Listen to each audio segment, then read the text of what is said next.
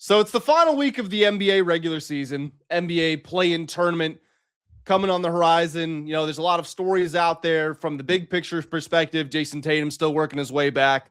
Lakers are cooked with Luka and Reeves. I mean, they're flying to Spain and Germany for experimental treatments or whatever they're doing out there. Thunder's still, like plus 120 to win the championship. But before we get there, big stories in the play-in tournament. We do have odds on teams to make the play-in. So Tanner and I are going to take a look at those, and then we will ultimately talk about how we believe each conference is shaped up, who's in the best position to make the finals and ultimately compete for a championship. Definitely. So the Western Conference pretty much set right now in terms of the play-in.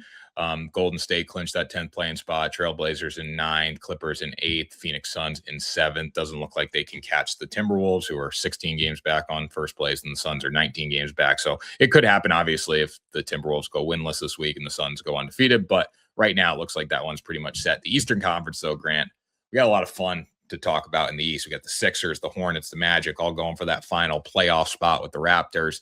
And then obviously they're all in the play-in if they don't do that, if they don't get that spot. But there's going to be a lot of shifting around too, because they're all same record right now, 43 and 36.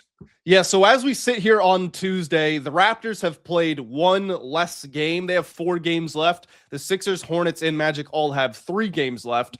The Raptors sitting in 6th at 13 and a half games out of first place. And then it's the Sixers, Hornets, and Magic all 14 games back. So all those teams a half game back, and potentially, by the time that we finish recording this video, potentially maybe they're all tied. Maybe you've got 4 teams, 14 games out of first place. So the Raptors do have the tiebreaker over the Hornets and the Magic, but they do not have it over the 76ers.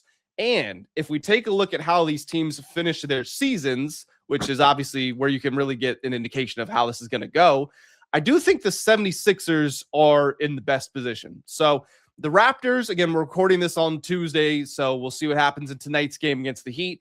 But they've got the Heat, and then they've got the Heat again.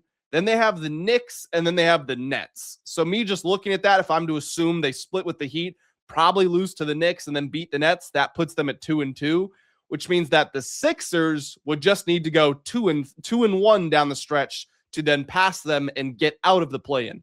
The Sixers' upcoming games include the Rockets, which is a tough game, but then it's the Pacers, who are just trying to lose. They are begging to lose.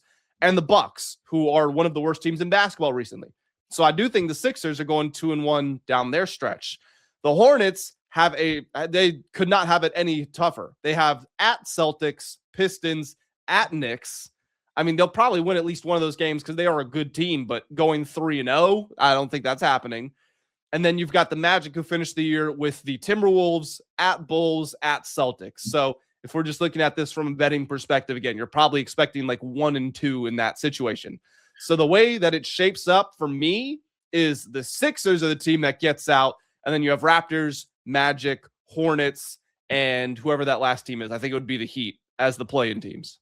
Yeah, and you got to know with a team like the Celtics, though, like they're probably not going to be putting full effort out, which I guess their backups are still okay. Yeah, the backups are still fine. I mean, they were the 2nd seed in the conference without their best player. So, I feel like the 76ers been really interesting season for them because, early on, the way they started, they start 4-0, they go 5-1 in their first 6. You beat Boston early on, and then obviously Boston wasn't anything that we thought they were going to be, and then you lose to them. But then you go on these like losing stretches throughout the year. They obviously picked it up in January, but they're either a really hot team or a really cold team. I think that's a team that could be dangerous if they do get into that playoff spot. You never know who they're going to be able to beat in that spot. But they have the talent, I feel like, to do it at their peak when their guys are clicking, honestly. Like Tyrese Maxey obviously is fantastic. Like he can change games. So what do you think for the 76ers playoff outlook? Is it one and done series wise, or are they going to make a little run? Well, if we are to assume that they get the 6th seed, then that would mean they would match up with the New York Knicks. And I mean, I've not been enamored by anything the Knicks have done this season. I think we're not that 2 years is a long time, obviously. I mean, it took the Jason Tatum, Jaylen Brown pairing like 6 or 7 years, however long it took them to finally figure it out and get it over the line. The Knicks are obviously a good team, but I just don't see them as having that real championship level that they can get to Would they beat the Sixers in a 7-game series? I would favor them to do it, but I think it's probably a 7-game series in round one. And if you get to game 7, anything can happen. Joel Embiid's health is obviously going to matter. He's been a lot better this year, but he still has missed time. He's also easily at a career low for rebounds, which does say something about, his athleticism and just kind of the intensity that he's playing with to a certain degree. You're starting a rookie in Edgecombe who has definitely showed you a lot of flashes, but there's going to be some inconsistencies there. Paul George has been excellent recently, but is he going to sustain that? His Sixers career tells you probably not. So just a whole lot of question marks with Philly. I would have a really tough time counting on them to do anything more than win one series. Yeah, definitely. And if they do win that if they win the play-in, they're playing Boston, I believe, right? Yeah, the 7 would play Boston. Yep. But that would not work out in their favor. The Hornets, do you think they could be a spoiler against Boston in a 7-game series? So they're playing tonight. Again, we're recording this on Tuesday. You guys are probably hearing this on Wednesday or Thursday, maybe. So we'll see what happens. They did beat the Celtics pretty handedly at the start of March, but then the Celtics got their revenge and said, all right, we're going to put you back in your place, beat them by 15 points on March 29th. These teams are interesting, and I've spoken about this on the channel because they play in very similar styles. Not that they have the same players, but they both play slow offense, limit transition points on defense, take a lot of threes, create good, efficient offense. They play really strong defense despite not having what you would consider the best defensive pieces in the world. Still like Boston's top end talent more. The Hornets might, and this is crazy to say considering the Hornets have been such a bad team for so long, the Hornets might actually have more quality pieces, but their best quality pieces are not Jaylen Brown and they're not Jason Tatum, which kind of sets them apart. But Charles Lee, I mean, he does come from Boston. Like, he was there. That's where he seems to have gotten the inspiration for this team from. So just because of those similarities, I could see that also being like a 7-game series. I would still take Boston to do it. But I think the Hornets, again, this is so wild to say, I think the Hornets might be the toughest challenge for the Celtics in the whole conference just because of how similar they are. Well, yeah, because if you get through the Hornets, then you're going to play the Knicks, and the Celtics will smack the Knicks this year. Like, coming off what happened last year in that series with the Jason Tatum injury, I don't think that series will be close. I don't think the Knicks are as good as they were last year. And then you're going to get the Cavs or the Pistons. I worry about the Cavs a little bit because Boston always just feels like they struggle with the Cavaliers. But you would think playoff Harden, you got nothing to worry about. I know, but it just feels like they always struggle with the Cavs. I don't know what it is. But yeah, I think Boston gets out of the East pretty easily. The West got some really interesting matchups, like Nuggets, Timberwolves, and that 3-6 is going to be a lot of fun. I can't wait for that. I really, really wish Luka and Austin Reeves were still healthy because we could have gotten, Thunder Clippers, like, it is what it is, but you would get Phoenix and San Antonio, which could be a solid series. Spurs would obviously win. You would get Nuggets Timberwolves, which is going to be a great series. You'd get Lakers Rockets, which would be a great series.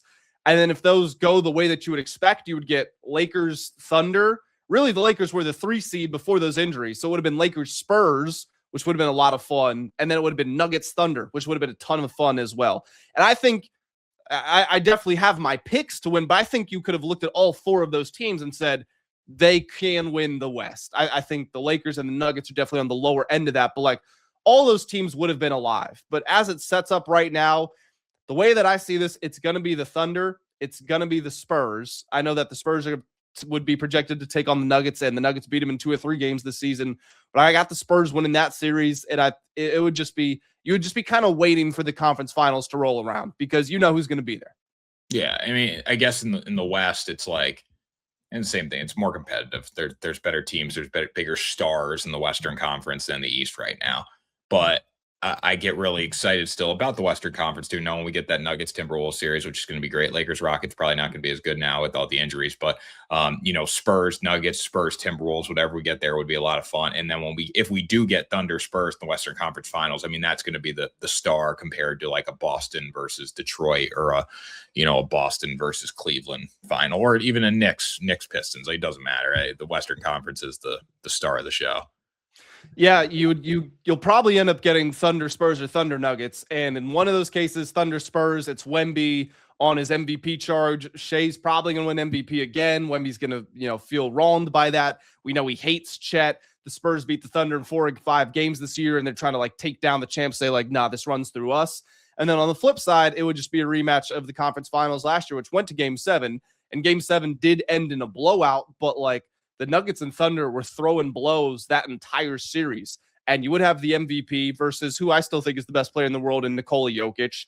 You have this Thunder team that just brutalizes everybody versus this Nuggets team that anytime you get to the fourth quarter, like no matter if they're winning by 10, no matter if they're losing by 20, it's going to be a tie game with 2 minutes left. That's just how all their games finish. So it'll be fun eventually, but definitely some top dogs in the West.